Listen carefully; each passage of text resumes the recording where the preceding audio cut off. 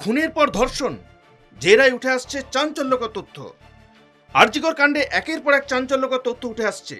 Police সূত্রে খবর, খুন করার পর ধর্ষণ করা হয় তরুণী চিকিৎসককে। মৃতার দেহে 11টির বেশি জায়গায় আঘাতের চিহ্ন, চোখ মুখ থেকে রক্তপাতের প্রমাণ মিলেছে। আঘাতের চিহ্ন ছিল বাঁ পা, পেট, হাত, ঘাড় সহ একাধিক জায়গায়। জেরায় উঠে আসছে একাধিকবার ধর্ষণ করা হয়েছিল তাকে। গলা, বুক দু জায়গায় জোরে চেপে ধরার প্রমাণও মিলেছে। এদিকে রবিবার আরজিকরের রেসিডেন্ট ডক্টরস অ্যাসোসিয়েশনের তরফে 4 দফা দাবি প্রকাশ করা হয়েছে।